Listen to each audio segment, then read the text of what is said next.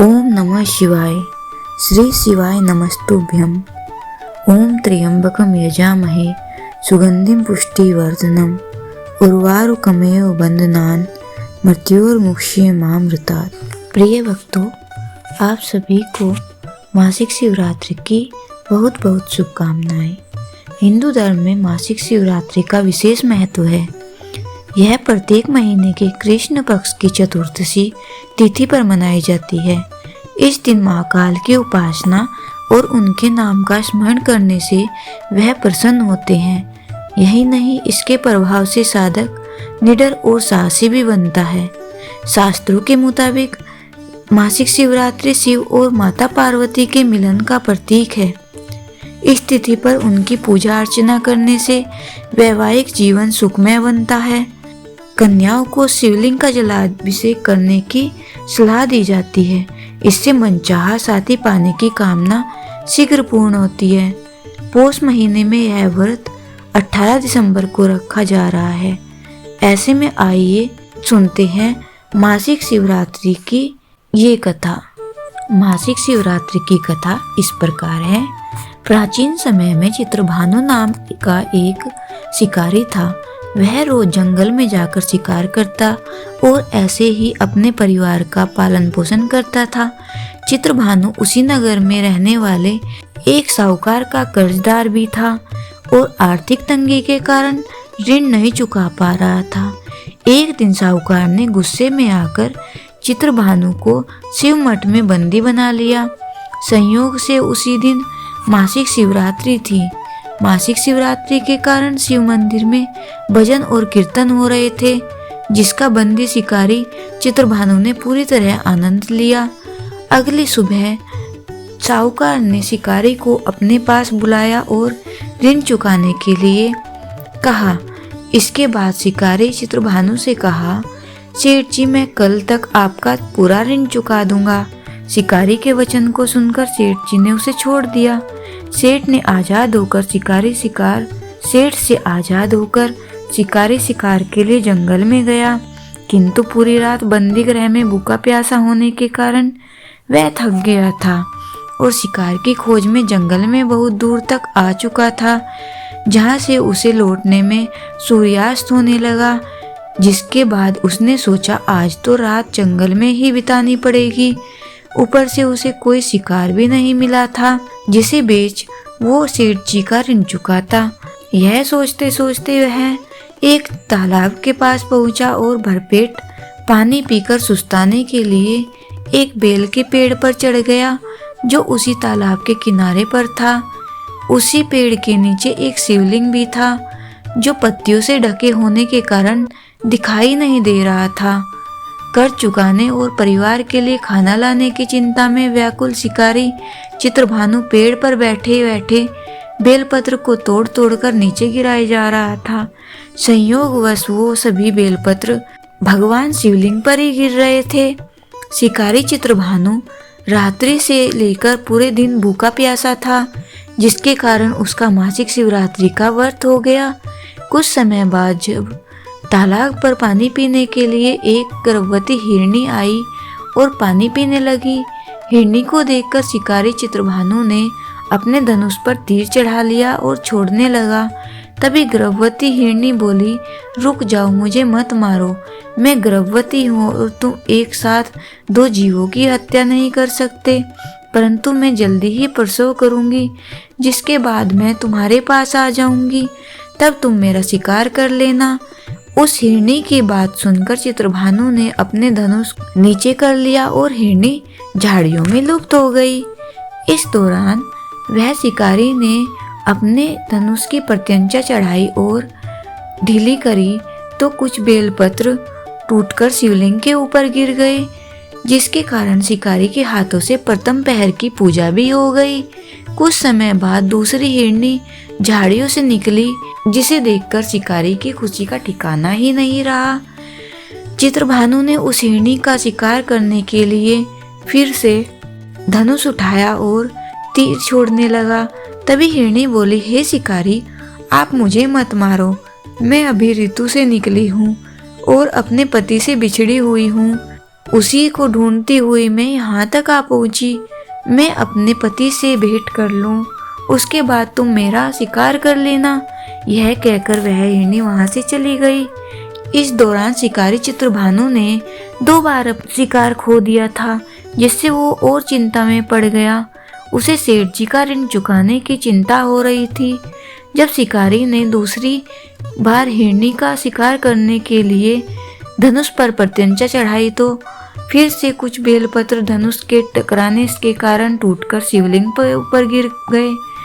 ऐसे में पूजा का दूसरा पहर भी संपन्न हो गया। ऐसे में अर्धरात्रि बीत गई। कुछ समय बाद जब हिरनी अपने बच्चों के साथ तालाब पर पानी पीने के लिए आई, इस बार चित्रभानु ने बिना देर किए हुए धनुष पर प्रत्यंचा चढ़ाई और तीर को छोड़ने लगा। तभी वह हिरनी बोली, हे शिकारी, आप मुझे अभी मत मारो। यदि मैं मर गई तो मेरे बच्चे अनाथ हो जाएंगे। मैं इन बच्चों को इनके पिता के पास छोड़ा हूँ, जिसके बाद तुम मेरा शिकार कर लेना। उस हिरनी की बात सुनकर शिकारी चित्रभानु जोर जोर से हंसने लगा और कहा, सामने आए शिकार को कैसे छोड़ सकता हूँ? मैं इतना भी मूर्ख नहीं हूँ। 2 बार मैंने अपना शिकारी खो दिया, अब तीसरी बार नहीं खोना चाहता हूँ। शिकारी की बात सुन हिरनी बोली, हे शिकारी, जिस प्रकार तुम्हें अपने बच्चों की चिंता सता रही है, इसी प्रकार मुझे अपने बच्चों की चिंता हो रही है। मैं इन्हें इनके पिता के पास छोड़कर वापस आ जाऊंगी, जिसके बाद तुम मेरा शिकार कर लेना। मेरा विश्वास करो। हिरनी की बात सुनकर शिकारी को दया आ गई और उसे जाने दिया। इसी प्रकार शिकारी के हाथों तीसरे पहर की पूजा भी हो गई। कुछ समय बाद वह मृग वहां आया और उसे देखकर चित्रभानु ने फिर से अपना तीर धनुष उठाया और शिकार की ओर छोड़ने लगा। तभी मृग ने बड़ी विनम्रता से बोला, हे शिकारी, यदि तुमने मेरे 3 पत्नियों और छोटे बच्चों को मार दिया है तो मुझे भी मार दो, क्योंकि उनके बिना मेरा इस दुनिया में कोई नहीं है। यदि तुमने उनको नहीं मारा तो मुझे भी छोड़ दो, क्योंकि मैं उन 3 हिरनियों का पति हूँ और वो मेरी ही तलाश कर रही हैं। यदि मैं उन्हें नहीं मिला तो वो सभी मर जाएंगे। मैं उन सभी से मिलने के बाद तुम्हारे पास आ जाऊंगा, जिसके बाद तुम मेरा शिकार कर सकते हो। उस मृग की बात सुनकर शिकारी को पूरी रात घटना चक्र समझ में आ गया। मृग ने शिकारी से कहा, मेरी 3 पत्नियां जिस प्रकार प्रण करके गई हैं, उसी प्रकार वो वापस आ जाएंगी, क्योंकि वो 3 अपने वचन की पक्की हैं। और यदि मेरी मृत्यु हो गई तो वो 3 अपने धर्म का पालन नहीं करेंगी। मैं अपने पूरे परिवार के साथ शीघ्र ही तुम्हारे पास आ जाऊंगा। कृपया करके अभी मुझे जाने दो। शिकारी चित्रभानु ने उस मृग को भी जाने दिया और इस प्रकार बार बार धनुष उठाने और नीचे रखने में बेलपत्र गिरने के कारण अनजाने में उस शिकारी से भगवान शिव जी की पूजा संपन्न हो गई, जिसके बाद शिकारी का हृदय बदल गया और उसके मन में भक्ति की भावना उत्पन्न हो गई। कुछ समय बाद मृग अपने पूरे परिवार अर्थात 3 हिरनी और बच्चों के साथ उस शिकारी के पास आ गया और कहा कि हम अपनी प्रतिज्ञा अनुसार यहाँ आ गए हैं। हे शिकारी, आप हमारा शिकार कर सकते हैं। जंगल के पशुओं की सच्ची भावना को देखकर शिकारी चित्रभानु का हृदय पूरी तरह पिघल गया और उसी दिन उसने शिकार करना छोड़ दिया। अगले दिन वो नगर लौटा और किसी और से उधार लेकर सेठ जी का ऋण चुका दिया और स्वयं मेहनत मजदूरी करने लगा। जब शिकारी चित्रभानु की मृत्यु हुई तो उसे यमदूत लेने आए, किंतु शिवदूतों ने उन्हें भगा दिया और उसे शिवलोक ले गए। इस प्रकार उस शिकारी को मोक्ष की प्राप्ति हुई। जय शिव ओमकारा, ओम जय शिव ओमकारा। ब्रह्मा विष्णु सदा शिव, ब्रह्मा विष्णु सदा शिव, अर्धांगिनी धारा। ओम जय शिव ओमकारा। एकानन चतुरानन पंचानन राजे, हंसवाहन गरुड़ासन, हंसवाहन गरुड़ासन, ब्रजवाहन साजे। ओम ओम जय शिव ओमकारा। दो भुज चार चतुर्भुज 10 भुज अति सोहे। त्रिगुण रूप निरखता त्रिभुवन जन मोहे। ओम जय शिव ओमकारा। अक्षमाला वनमाला मुंडमाला धारी। त्रिपुरारी कंसारी करमाला धारी। ओम जय शिव ओमकारा। श्वेतांबर पीतांबर वागांबर अंगे। सनकादिक गरुडादिक भूतादिक संगे। ओम जय शिव ओमकारा। कर के मध्य कमंडल चक्र त्रिशूलधारी। जग करता जग भरता जग संगार करता। ओम जय शिव ओमकारा। ब्रह्मा विष्णु सदाशिव जानत अविवेका। प्रणवाक्षर के मध्य ओम अक्षर के मध्य ये तीनों एका। ओम जय जगदीश हरे।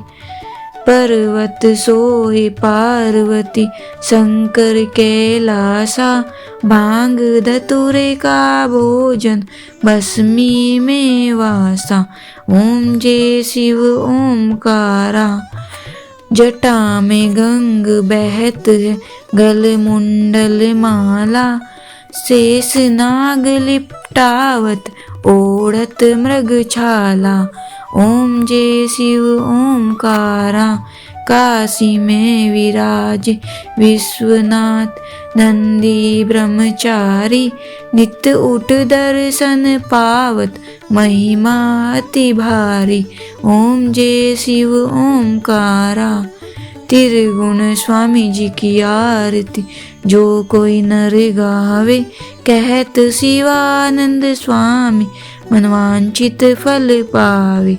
ओम जय शिव ओमकारा। स्वामी जय शिव ओमकारा।